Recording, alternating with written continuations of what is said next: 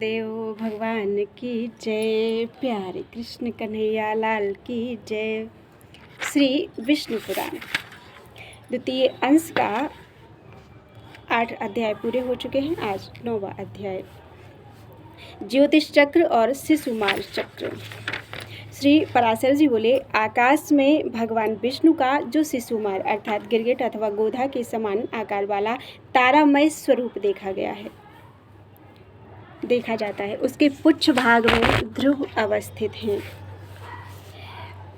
यह ध्रुव स्वयं घूमता हुआ चंद्रमा और सूर्य आदि ग्रहों को घुमाता है। उस भ्रमणशील ध्रुव के साथ नक्षत्रगण भी चक्र के समान घूमते रहते हैं। सूर्य, चंद्रमा, तारे, नक्षत्र और अन्य समस्त ग्रह वायुमंडलमयी डोरी से ध्रुव के साथ बंधे हुए हैं। मैंने तुमसे आकाश में ग्रहगण के जिस शिशुमार स्वरूप का वर्णन किया है, अनंत तेज के आश्रय स्वयं भगवान नारायण ही उसके हृदय स्थित आधार हैं। उत्तानपाद के पुत्र ध्रुव ने उन जगतपति की आराधना करके तारामय शिशुमार के पुच्छ स्थान में स्थिति प्राप्त की थी। शिशुमार के आधार सर्वेश्वर श्री नारायण हैं। शिशुमार ध्रुव का आश्रय है और ध्रुव में सूर्यदेव स्थित हैं।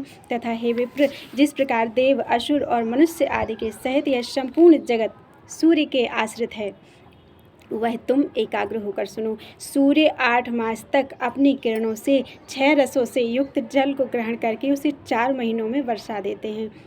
उससे अन्न की उत्पत्ति होती है और अन्न ही से संपूर्ण जगत पोषित होता है। सूर्य अपनी तीक्ष्ण रश्मियों से संसार का जल खींचकर उससे चंद्रमा का पोषण करते हैं और चंद्रमा आकाश में वायुमयी नाड़ियों के मार्ग से उसे धूम, अग्नि और वायुमय मेघों में पहुंचा देते हैं। यह चंद्रमा द्वारा प्राप्त जल मेघों से तुरंत ही भ्रष्ट नहीं होता, इसलिए अभ्र कहलाता है। हे मैत्रेय, कालजनित संस्कार के प्राप्त होने पर यह अभ्यस्त जल निर्मल होकर वायु की प्रेरणा से पृथ्वी पर बरसने लगता है। हे मुने, भगवान सूर्यदेव नदी, समुद्र, पृथ्वी तथा प्राणियों से उत्पन्न इन 4 प्रकार के जलों का आकर्षण करते हैं तथा आकाश गंगा के जल को ग्रहण करके वे उसे बिना मेघादि के अपनी किरणों से ही तुरंत पृथ्वी पर वर्षा देते हैं। हे द्विजोत्तम, उसके स्पर्श मात्र से पाप पंख के धुल जाने से मनुष्य नरक में नहीं जाता, अतः वह दिव्य स्नान कहलाता है। सूर्य के दिखलाई देते हुए बिना मेघों के ही जो जल बरसता है, वह सूर्य की किरणों के द्वारा बरसाया हुआ आकाश गंगा का ही जल होता है। कृत्तिका आदि विषम अर्थात अयुग्म नक्षत्रों में जो जल सूर्य के प्रकाशित रहते हुए बरसता है, उसे दिग्गजों द्वारा बरसाया हुआ आकाश गंगा का जल समझना चाहिए। रोहिणी और आद्रा आदि सम संख्या वाले नक्षत्रों में जिस जल को सूर्य बरसाते हैं, वह सूर्य रश्मियों द्वारा आकाश गंगा से ग्रहण करके ही बरसाया जाता है।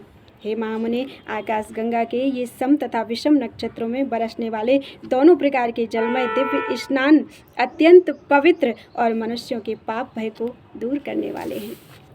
हे द्विज,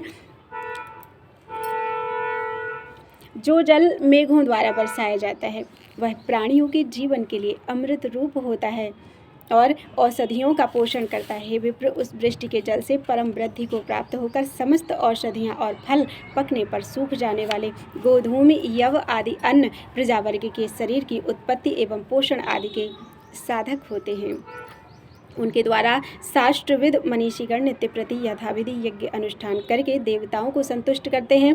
इस प्रकार संपूर्ण यज्ञ, वेद, ब्राह्मण आदि वर्ण, समस्त देव समूह और प्राणीगण वृष्टि के ही आश्रित हैं। हे मुनि श्रेष्ठ, अन्न को उत्पन्न करने वाली वृष्टि ही इन सबको धारण करती है तथा उस वृष्टि की उत्पत्ति सूर्य से होती है।